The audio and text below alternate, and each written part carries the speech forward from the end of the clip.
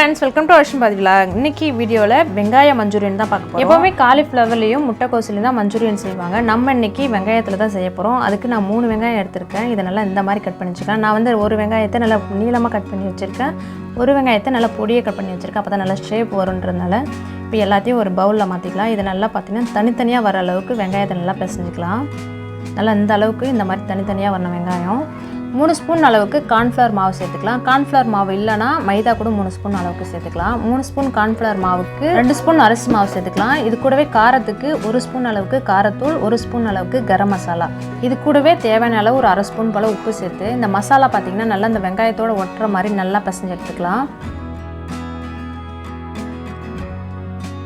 நல்லா பார்த்திங்கன்னா இந்த மசாலாவோட நல்லா பிசைஞ்சிட்டு அதுக்கப்புறம் பார்த்திங்கன்னா கொஞ்சம் கொஞ்சமாக தண்ணி தெளித்து நல்லா சப்பாத்தி மாவு பதத்துக்கு நல்லா பிசைஞ்சு எடுத்துக்கலாம். ஃபஸ்ட்டு நிறைய தண்ணி சேர்த்திங்கன்னா கொஞ்சம் அதிகமாகிடும். அதனால் பார்த்து கொஞ்சம் கொஞ்சமாக சேர்த்துக்கோங்க.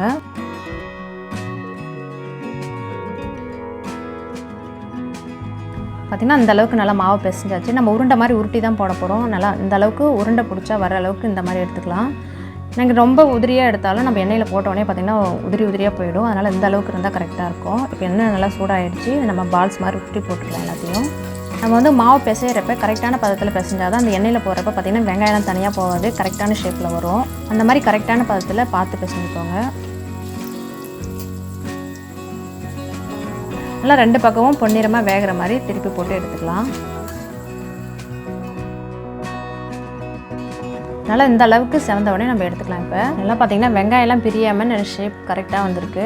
இது வந்து நான் 3 வெங்காயம் எடுத்தேன், 9 பால்ஸ் வந்துடுது. நீங்கள் எக்ஸ்ட்ரா வேணால் எக்ஸ்ட்ரா வெங்காயம்லாம் சேர்த்துக்கலாம். இப்போ அதே கடாயில் ஒரு 2 ஸ்பூன் எண்ணெய் சேர்த்து ஒரு வெங்காயத்தை நல்லா பொடியை கட் பண்ணி வச்சுருக்கேன். அதை நல்லா வதக்கி எடுத்துக்கலாம். இது கூடவே ஒரு 5 பல்லு பூண்டை நல்லா பொடியை கட் பண்ணி வச்சுருக்கேன். அதையும் சேர்த்துக்கலாம். காரத்துக்கு பச்சை மிளகாவை நல்லா பொடியை கட் பண்ணி வச்சுருக்கேன். ஒரு பச்சை மிளகாய் தான் சேர்த்துருக்கேன். இதையும் நல்லா சேர்த்து நல்லா வதங்கட்டும்.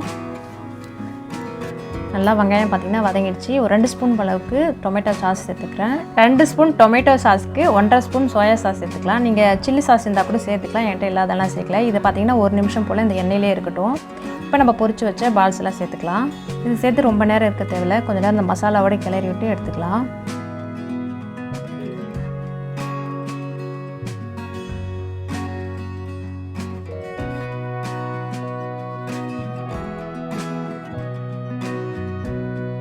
அவ்வளோதான், எல்லா பக்கமும் நல்லா படுற மாதிரி நல்லா பெரட்டி எடுத்துக்கலாம். இதுக்கு மேலே புதினா கொத்தமல்லி இருந்தால் கொஞ்சம் சேர்த்துக்கோங்க.